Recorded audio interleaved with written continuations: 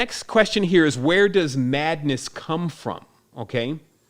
And the madness, and again, all these questions I've brought in today because I really want to bring some proficient answers to this. And in this case, we're talking about real madness, just so that way we can distinguish the difference between just someone who's a bit off, maybe even a little bit bipolar, to someone who is being rushed to the crazy house. And it clearly appears that they have no longer any control over what is going on with them, their attitude, and even what they're saying and what they're seeing. That's the madness that I'm actually referring to. And where that comes from is it actually comes from a process that I'm now saying is stripping, okay, to become stripped. And what this is in relation to is I talked about recently about the birth of the microchip and how all of us have actually, well, not all of us, but many of us, well, actually probably all of us has actually been a part of not only the inception of the microchip into this reality, but also the growth of it, the exponential growth of what we use microchips for and how that's changed the reality in such a short period of time. And so when we look at, just how fast something can change things, we find that the computer chip and the microchip is actually one of the things that have made the reality speed up and go very fast. And I found that, if you can say that there's other beings that are out there and that they have a vested interest in what's happening here on Earth, some nefarious and some benevolent, I can definitely say that one of the desires, especially of the malevolent forms, would just be to speed up the process or the growth of what happens in the incubator or in this reality. This is very similar to trying to make a kid think like an adult, but at a young age, or putting a kid into a stage or a child into a stage where they have no choice but to actually get to this level of maturity. But that's often premature in itself because they are not the age. They didn't enjoy certain things that they needed to enjoy to build a good foundation to finally, when they became adept or adult, to have the proper foundation to stand on. And all this could happen if things are going too fast. And if you look at the reality, everything's about being fast. How fast can you type? How fast does the computer move? How fast does this camera focus? How fast can you get to this amount of money? So it's fast, fast, fast. And the unfortunate part about fast is a lot of mistakes get made. And in certain instances, if you can think of it as a motor, if a motor starts moving faster than it's actually calibrated to run, then what happens is you start stripping the gears. So too with the chakras, that the chakras are themselves wheels. And oftentimes, even with taking substances or experiencing certain aspects of the reality or being under extreme stress, this actually begins to break down the machination, if you may, or the system that is how all of our cognitive functions are running. Like, what space am I in? What am I touching? Who is this that's next to me?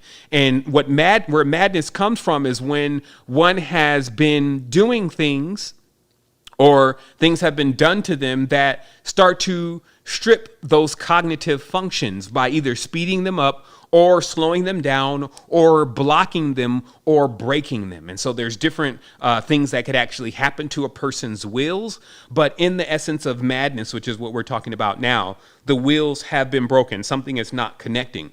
So oftentimes in that person's consciousness, they're seeing an entirely different space. So just like I told you that the configuration for this realm is 1, 2, 9, 5, 3, 6, 8.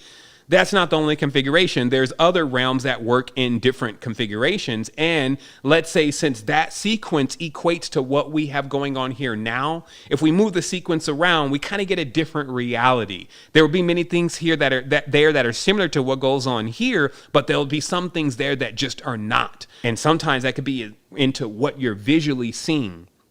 Now, first of all, I just wanted to explain on the vision. I have a tutorial coming up that is for a great game to play with kids. And it's basically how you can show children what is within the reality, mainly within nature, static objects like trees and things, by showing them many of the different entities that are embedded within this photography, especially when you mirror it. And because of, and I forget the actual term, but the term is about how we always look for the eyes to everything because it becomes for us, and there's a specific term, maybe somebody can type it in here, but it's a term that when we see pictures or we look at things, we first want to find the eyes. And they try to write that off as like just a condition of being human. But the truth is, because we know the eyes are the gateways to the soul, we always try to find the eyes are the gateways to the soul. And the interesting thing about this reality, because we're only seeing half of it based on the eye that we're using, when we mirror many of the images together, of course, we can see images within the image. And I'll do a tutorial about this. Many already know about it.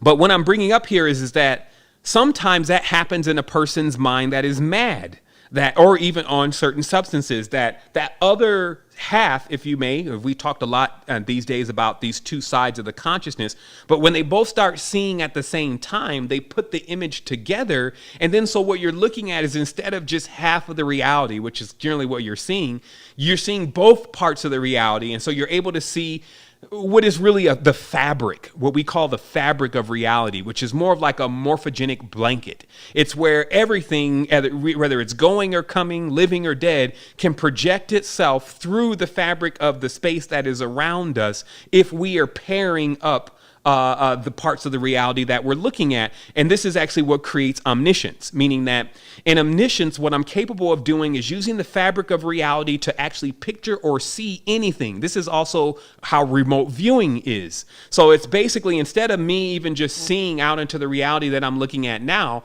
my mind can actually begin to change what I'm seeing based on whatever I want to peer into. And if I'm using the paired aspect of my consciousness, meaning that both hemispheres of the brain are activated, now I see a lot of things. And this could get out of control and drive someone mad, because obviously if you start just seeing whatever it is that you're thinking, and then your mind is distorted or corrupt or missing a few links, then you only start seeing terrible things around you.